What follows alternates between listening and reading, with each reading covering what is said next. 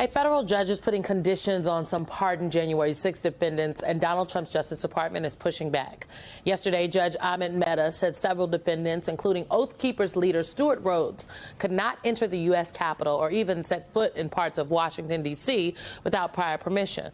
Shortly after, to no one's surprise, the Justice Department asked for that order to be dismissed, arguing that the defendants should not face restrictions since their sentences have been commuted. Former Capitol Police Officer Harry Dunn joins us at the table. So, Harry, I know I can't even begin to put words on this event of this week. I've watched you and your fellow officers sort of talk through this week.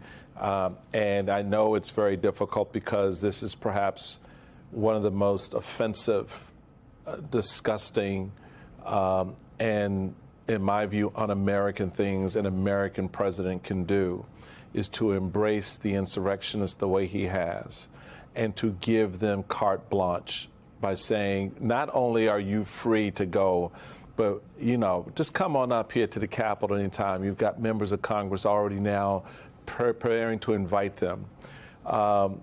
You have Judge Amy Berman Jackson writing this. Those valiant officers who fulfilled their oaths to support and defend the Constitution of the United States against all enemies, foreign and domestic, they are the patriots. Patriotism is loyalty to country and loyalty to the Constitution, not loyalty to a single head of state. I just want, and I know you've talked about this week, but just now you're a week into your 4 or 5 days and it's happened. How are you digesting this? How are you seeing this moment? And what is it saying? What is it saying to the men and women who are currently serving in this building? I'm glad that you aren't able to put into words what's happening. Nobody should be able to wrap their heads around what's happening because that normalizes what's happening. Under no circumstances should we let this be normal, move on from it. Move on, like a lot of Republicans are suggesting, hey, let's move on from it. Also, it's kind of weird. They say they want to move on from it, but Mike Johnson just announced the formation of another January 6th committee to investigate it. I'm glad that he is. Good. Keep on investigating it and show America how bad Donald Trump really was with this. But what it says about the pardons, I mean, it's what we've been saying from day one. It's a slap in the face to the officers. Those officers are the real patriots, are the real heroes. Like the judge said, those are the people that are patriots, the people that honor their oath to this country, that to the Constitution, that are faithful to that and not an individual. Donald Trump told us, he told the world, stand for the Proud Boys, stand back and stand by. And that's exactly what they're doing. He's keeping them on standby in case he needs them again. The leader of the the former leader of the Proud Boys, who says it is now not proper to call him an ex-Proud Boy, which means he has rejoined the organization. Enrique Tarrio, he is seeking revenge after being pardoned by Trump for his January 6th conviction. Listen, I want to play for folks what he had to say. Listen to this. There's absolutely nothing I will apologize for because I did nothing wrong. The Proud Boys did nothing wrong, and American patriots did nothing wrong. We are currently assessing our options on not only who to sue, because there's a lot of people to sue. I want accountability. When you hear Enrique Tarrio say that they are assessing their options, and I think he put it, who to sue in there because that legal ramifications, but the Proud Boys are not known for seeking lawsuits. Lawsuits. Yeah. What do you feel when you hear that? I don't like to give people like that attention. America saw him for what he is. I mean, whatever Donald Trump did, I mean, he's a convicted felon, and his charges, his crime, what he did will go down in American history. And, those are the type of people we keep giving attention to.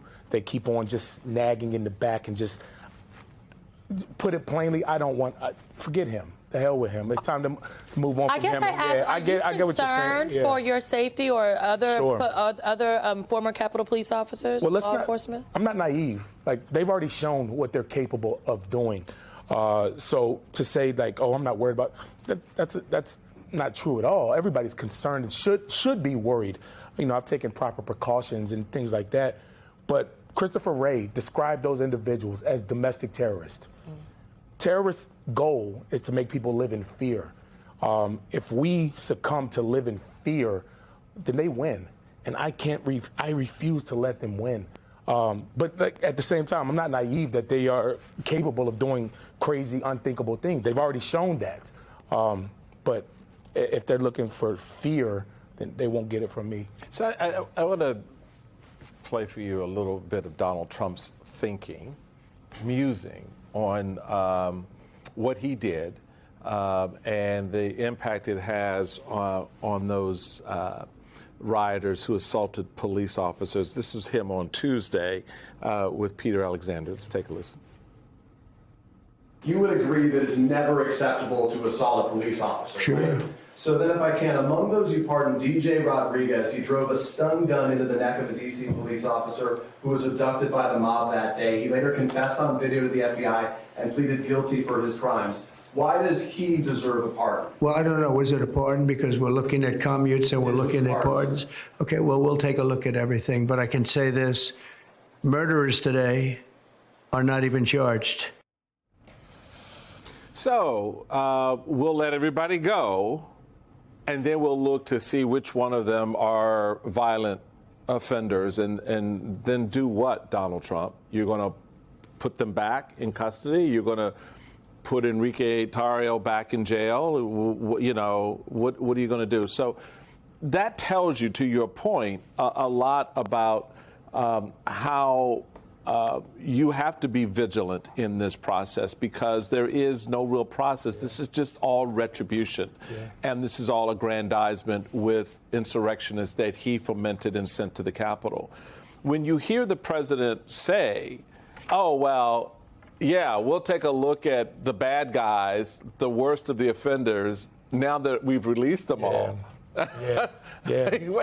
Where do you go with this? But that should have been his answer before he did releasing everybody. Right. You're supposed to look into it before you make a decision. But they did. Did you love that? When they looked into it, what did he say? The staff was like, oh, it's just way too many. So what did he say? So we're just going to pardon He just everyone. said, F it, pardon them all. And you know what? That's how Donald Trump, not just with January 6th, that's how he's going to govern and run the country. He'll make a decision and then make an excuse for why he did what he did later. He's impulsive. He doesn't think about the ramifications of his actions and the things that he says. And, you know, it blows my mind that people are shocked about this. And we're oh, my gosh, I can't believe he did it. What do you mean you can't believe he did it? He said he was going to do it. He said he was going to do it. So those people that are shocked, where were you? Have you not been paying attention? I mean, those are the people that I get so angry and frustrated with. Donald Trump, yeah, my anger for him is where it is. But these people, I believe, who think are supposed to know better, who are supposed to be paying attention, like the Senator Tom Tillis and other senators, and they're coming out with their statements like, oh, that's why did you say that was unacceptable before he did it? The Fraternal Order of Police. Why didn't y'all say this is unacceptable before he did it? Why do you have to wait? You endorsed him. He said he was going to do this from day one. So that means you weren't paying attention. Hey, that's the part, the Fraternal Order of Police right now. Whew. Oof. I will just note, as we let you go, that Amy Berman Jackson, again, we just going to keep repeating her words.